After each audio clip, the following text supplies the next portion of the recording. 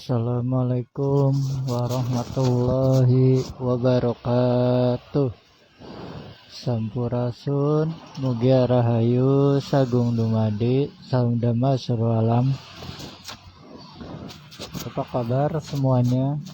Semoga kalian baik-baik saja, diberi kesehatan.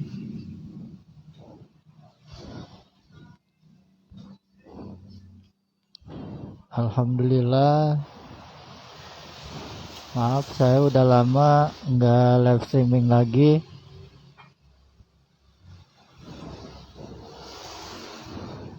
Karena situasinya yang kurang mendukung. Karena banyak sekali orang-orang yang gak suka dengan saya, banyak yang mengancam, banyak sekali ancaman-ancaman dari luar yang datang di dunia nyata maupun di dunia gaibnya. Banyak sekali penyerangan yang tak kasat mata yang ngebuat tubuh saya ini ngedrop sakit. Tapi alhamdulillah atas izin Allah Subhanahu wa taala saya masih diberi kekuatan dan diberi kesehatan hingga sampai saat ini.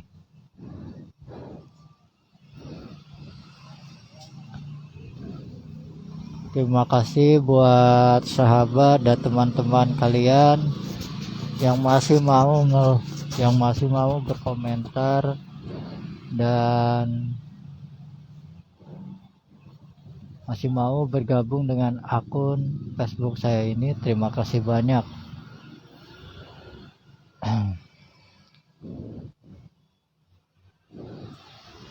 Sebab di akun ini saya pribadi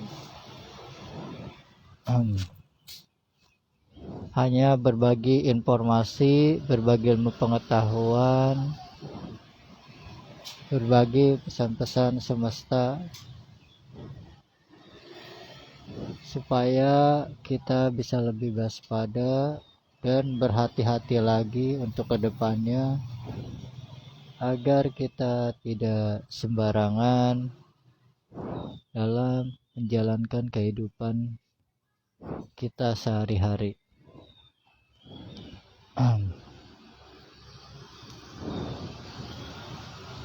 Jadi di akun FB ini yang sekiranya negatif dibuang jauh-jauh, ambil saja yang positifnya, yang baik-baiknya. Yang sekiranya kurang berkenan di hati silakan dibuang aja. Sebab di sini kami tidak memaksa untuk kalian percaya, tidak ingin dipercayai, tidak ada maksud untuk menggurui sama sekali. Jadi mohon maaf yang sebesar-besarnya jika ada yang kurang enak dalam melontarkan kata-kata yang keluar dari mulut saya, mohon dimaafkan. Saya pun manusia biasa, banyak salahnya, sebab manusia memang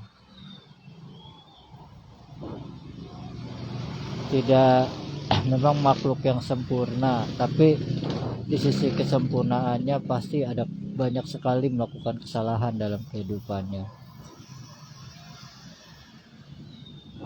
Tetap semangat jalani kehidupan kita yang saat ini, walaupun berat, walaupun sulit sekali, banyak tekanan, tapi kuncinya hanya satu, yaitu ikhlas. Ikhlaskan semua yang saat ini terjadi, selalu berserah diri kepada Yang Maha Kuasa menurut versi keagamaan kalian masing-masing. Di sini kami tidak memihak satu agama saja, tapi di sini di NKRI ini kita Bhinneka Tunggal Ika dengan berbagai suku, ras dan agama. Jadi kita harus benar-benar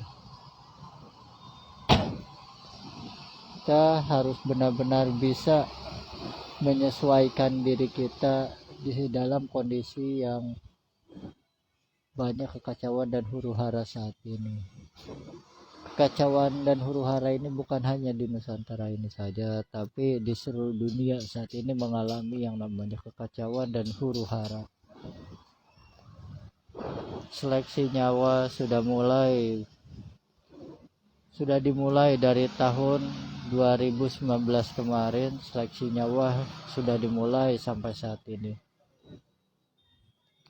Untuk bisa bertahan sampai ke tahun berikutnya, maka kalian harus bisa merubah diri kalian, merubah pola pikir kalian, merubah sifat dan perilaku kalian. Harus bisa saling mengerti, saling menyesuaikan. Jangan dikalahkan oleh ego.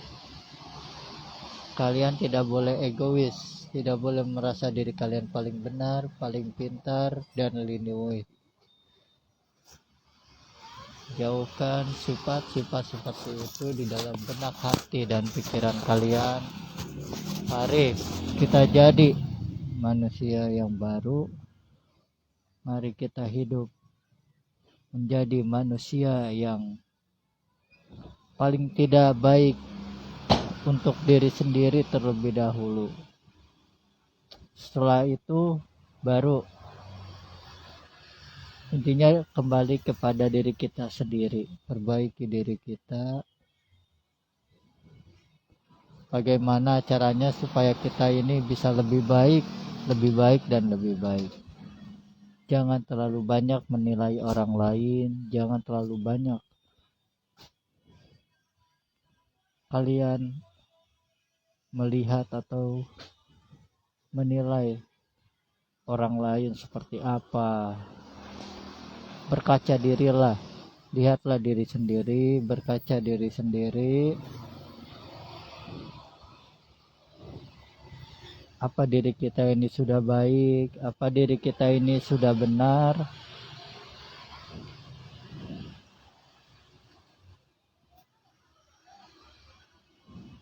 Jadilah manusia yang baru dengan versi yang baru. Mulai saat ini berubahlah menjadi manusia versi baru. Walaupun bertahap, perlahan-lahan, namun pasti perubahan itu akan terjadi asalkan ada niat pada diri kita supaya bisa berubah, ingin berubah. Niatkan dan berdoa kepada Yang Maha Kuasa dengan hati nurani. Jangan berubah karena ingin dilihat orang lain, jangan berubah karena atas kesombongan, jangan berubah karena ingin dipandang, tidak boleh. Tapi niatkan berubah dengan setulus hati, dengan hati nuranimu untuk suatu perubahan di kehidupan yang akan datang di peradaban baru nanti. Sebab tidak semuanya bisa sampai pada peradaban baru, tidak semuanya bisa hidup di peradaban baru, apalagi pada era mercusuar nanti. Hanya sedikit saja, segelintir saja yang bisa sampai. Sebab akan banyak sekali yang tereliminasi, banyak sekali yang gugur, banyak sekali yang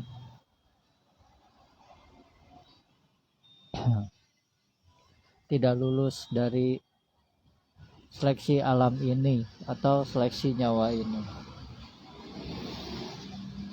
Perang Dunia Ketiga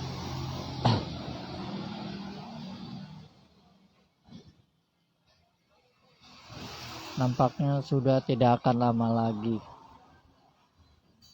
Rusia dan Ukraina itu suatu pertanda bahwa akan terjadinya perang kedua negara ini. Mereka sama-sama saling bersekutu. Yang satu bersekutu dengan NATO, yang satu lagi bersekutu dengan membentuk sebuah aliansi ini sudah menandakan bahwa perang kedua negara ini ujung-ujungnya mengarah kepada perang dunia ketiga. Nanti kalian jangan kaget suatu hari nanti atau suatu entah kapan nanti, jangan kaget jika di langit Nusantara banyak sekali capung yang berterbangan. Banyak sekali pesawat-pesawat yang melintas di langit Nusantara ini.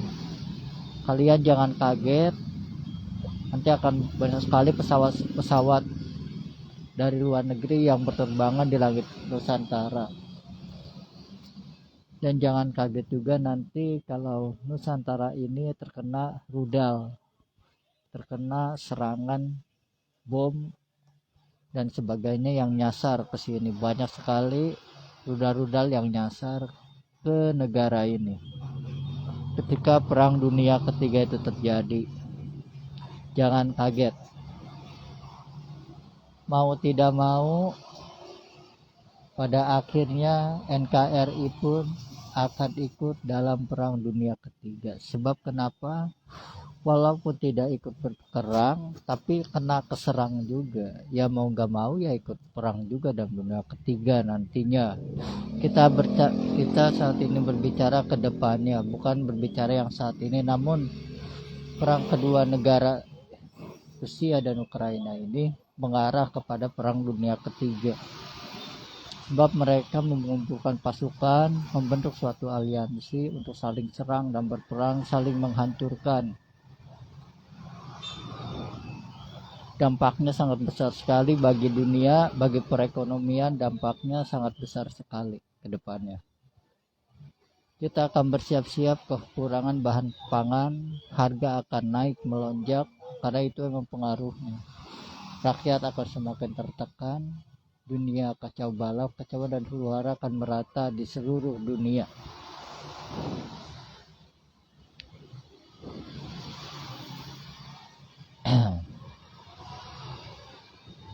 Jadi masalah pembahasan video kemarin yang saya upload itu mengenai Satrio Findingit dan Ratu Adil. Jadi kalau masalah, sebentar ada iklan di luar.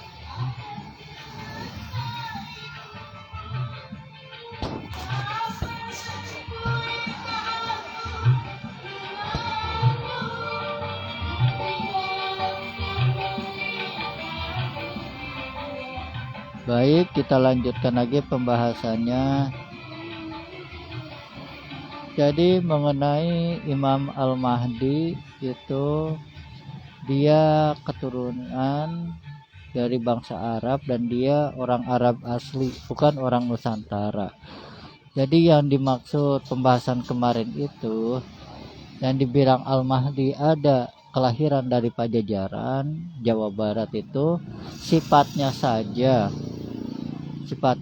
sama, hampir sama dengan Imam Al-Mahdi. Tujuannya hampir sama, Satrio Findingit itu. Tapi Satrio Findingit Nusantara bukanlah Al-Mahdi, bukan. Al-Mahdi ya Al-Mahdi adanya di daerah Arab, dan Satrio Findingit Nusantara ya adanya Jawa Barat. Ratu Adil pun di Jawa Barat, keturunan Pajajaran semuanya. Namun nanti banyak sekali yang mengaku-ngaku, meskipun banyak pengakuan di sana seperti ini, tapi tetap ya akan menjadi Satrio Findingit, yang akan menjadi Ratu Adil, dia keturunan Pajajaran. Sebab di akhir zaman nanti kerajaan terakhir di Nusantara, benteng terakhir Nusantara adalah Pajajaran, kerajaan Pajajaran. Jadi di akhir zaman nanti kerajaan Pajajaran, kerajaan Sunda Galuh akan bangkit kembali dan dipimpin oleh Satrio Findingit dan terakhir Ratu Adil yang akan memimpinnya. Seperti itu. Jadi pusat mercusuar nantinya ada di Jawa Barat terakhir. pusat Nusantara, benteng terakhir Nusantara di akhir zaman nanti adalah Jawa Barat.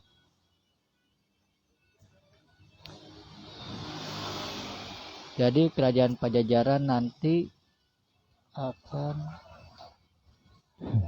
ya.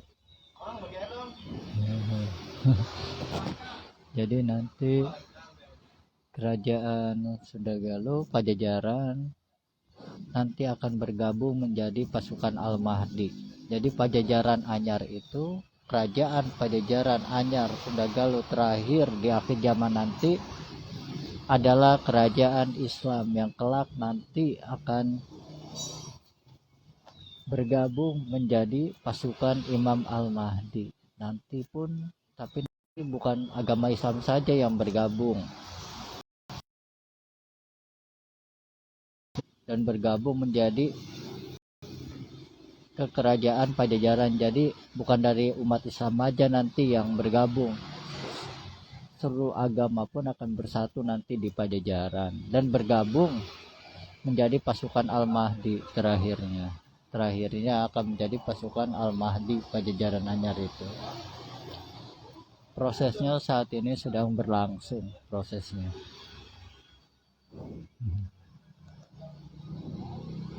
Dan alam pun saat ini sudah memberikan tanda akan kebangkitannya. Proses alam saat ini dan sosok pemimpinnya pun saat ini sudah ada. Satrio Beringit, Ratu Adil sudah ada semuanya. Legenda-legenda Nusantara saat ini sudah terlahir, sudah ada di bumi pertiwi ini. Tinggal sekarang ini ya hanya tinggal menunggu. Kita hanya disuruh menunggu dan bertahan saat ini sampai tiba waktunya mereka memimpin. Walaupun dalam proses kita menunggu, kita akan mengalami yang namanya kehancuran terlebih dahulu. Banyak sekali kehancuran, banyak sekali kematian, penderitaan yang luar biasa, air mata bercucuran di mana-mana. Darah mengalir berceceran di setiap daerah dan wilayah.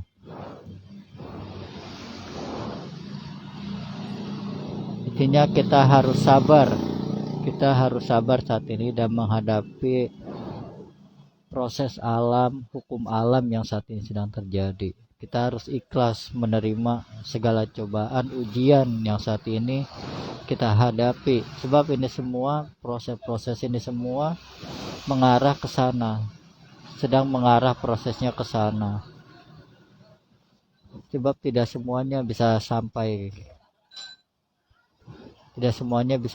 ke sana. Tidak.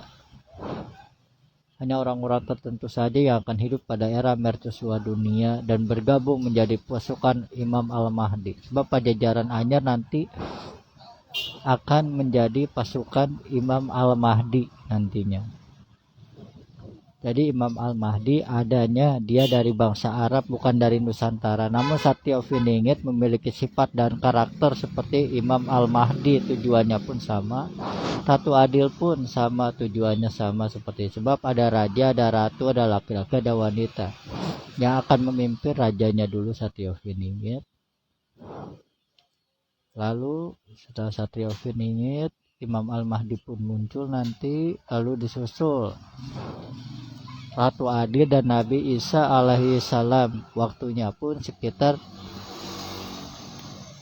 23 tahun dari sekarang, 23 tahun lagi sampai 23 tahun sampai mentok-mentoknya itu 35 tahun itu udah mentok ya, udah mentok banget. Mungkin kisaran 23 tahun mungkin Satrio Beringitnya dulu yang akan memimpin. Atau awal mula dia dikenal, mungkin sepertinya sih ya 23 tahun lagi Satrio Beringit yang akan memimpin.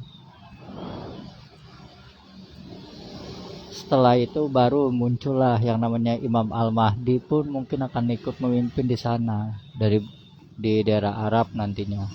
Lalu Ratu Adil nanti setelah Imam Al-Mahdi muncul, pertama Satya Wingit dulu, lalu Imam Al-Mahdi yang akan memimpin. Setelah itu Ratu Adil keluar dari Nusantara memimpin, dan disusul dengan Nabi Isa alaihi wassalam, seperti itu. Jadi memang masih panjang prosesnya. Jadi yang kemarin video itu yang bilang Imam Al-Mahdi dari bangsa Nusantara itu bukan berarti kita ini, saya pribadi kurang setuju kalau Imam Al-Mahdi berasal dari bangsa Nusantara, kurang, tidak. Namun kalau sifatnya seperti Imam Al-Mahdi, ya tujuannya ya sama seperti itu. Tapi kalau Al-Mahdi memang dari bangsa Arab, dia dari keturunan Arab. Kalau Satya Wingit dari bangsa Nusantara, dari Jawa Barat. Ratu Adil pun sama, dari Jawa Barat, seperti itu. Namun nanti di tahun 2024-25 nanti yang akan memimpin itu Go. Ya boleh dibilang ya Satya Wingit juga teman-teman. Pak Satya Wingit versi peradaban yang saat ini, versi masih peradaban yang saat ini. Nanti di peradaban baru versinya. Tapi emang Satya Wingit juga Buddha Kangon lah dibilangnya nanti akan memimpin ya tahun 2024-2025. Tapi Buddha Kangen versi peradaban yang saat ini. Nanti Buddha Kangen yang aslinya ya nanti nunggu 23 tahun atau 30 tahunan lagi dia akan memimpin, udah pasti itu. Jadi kalian dalam menonton uploadan video saya itu yang kemarin, kalian pun harus pintar-pintar kembali kepada Al-Quran dan hadis. Sebab ramalan Jayabaya itu memang untuk dunia, namun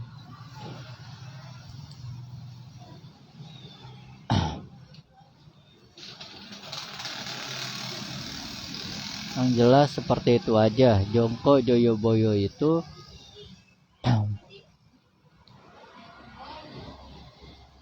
jadi berbicara tentang masalah Nusantara ke depannya.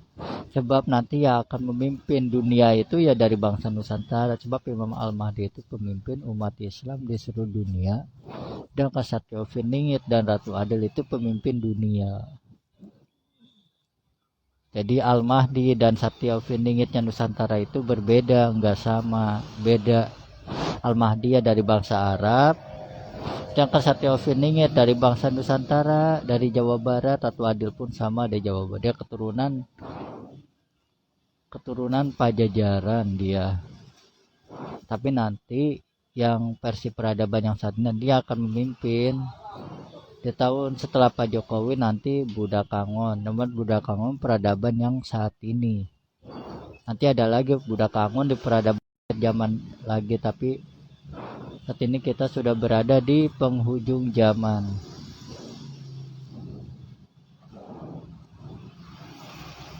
Raja-raja pun saat ini sudah mulai turun tangan.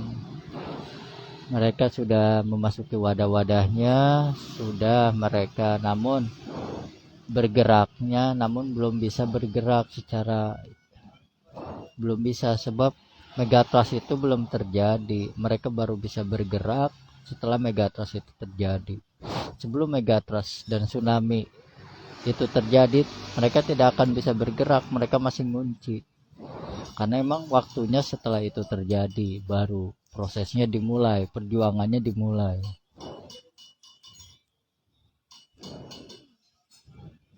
Ya seperti itu. Nanti juga kalian ngerti sendiri bagaimana cara mereka melaksanakan tugas-tugasnya, juga kalian pun akan tahu semuanya. Oke, kita sholawatan ya terlebih dahulu. Sallallahu ala Muhammad, sallallahu alaihi wasallam, sallallahu ala Muhammad, sallallahu alaihi wasallam, sallallahu ala Muhammad, sallallahu alaihi wasallam, sallallahu ala Muhammad,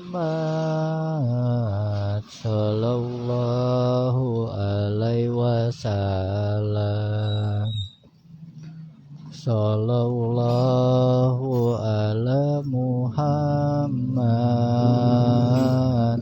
Sallallahu alaihi wasallam. Sallallahu ala Muhammad. Sallallahu alaihi wasallam.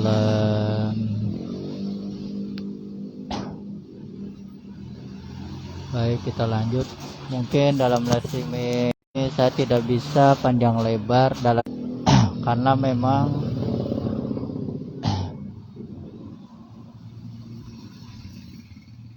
situasinya kurang mendukung ya. Kalau di sini sayanya pun kurang fokus dalam menjelaskannya. Karena live streaming itu saya lebih suka posisi di tempat yang sepi, jadi lebih hening, lebih konsentrasi dalam menjelaskannya.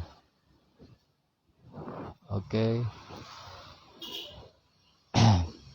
Terima kasih buat kalian yang sudah berkomentar. Terima kasih banyak buat Kusuma Wijaya, Janteti, Puraningsi yang sedang menonton. Terima kasih banyak.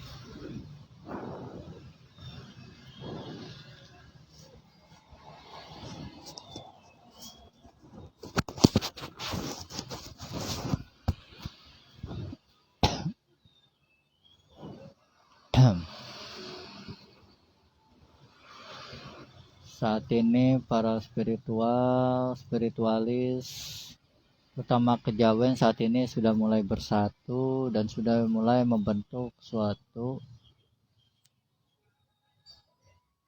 pasukan aliansi spiritual. Saat ini banyak sekali yang sudah bersatu dalam pasukan aliansi spiritual. Mereka sudah mulai bergabung bersatu membahas Nusantara kedepannya itu akan seperti apa dan bagaimana. Saat ini memang sedang panas dan diperbincangkan oleh mereka juga, karena ini memang menyangkut masa depan Nusantara juga. Sebab kedepannya Nusantara ini akan dipimpin oleh orang-orang spiritual, dan yang akan memimpinnya pun nanti kedepannya orang spiritual.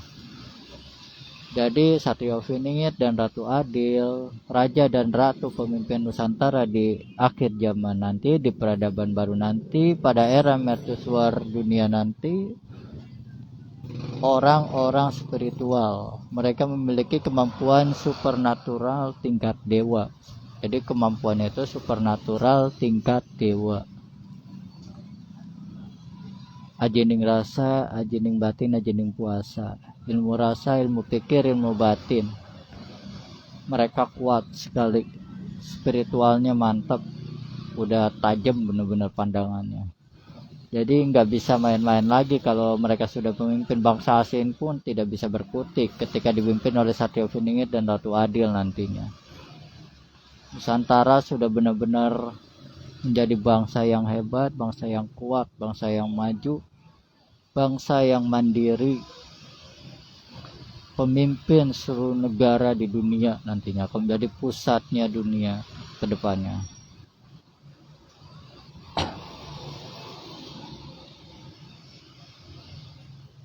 Jika kalian ingin hidup, terima kasih buat yang membahana, terima kasih sudah menyaksikan, terima kasih banyak. Baik, kita lanjutkan. Akan tiba masanya nanti Nusantara akan dipimpin oleh orang-orang spiritual. Raja dan Ratu Satrio Viningit dan Ratu Adil nanti di akhir zaman yang akan memimpin Nusantara. Dia pun orang spiritual. Maka bertahanlah, jangan berputus asa dengan kondisi dan situasi saat ini.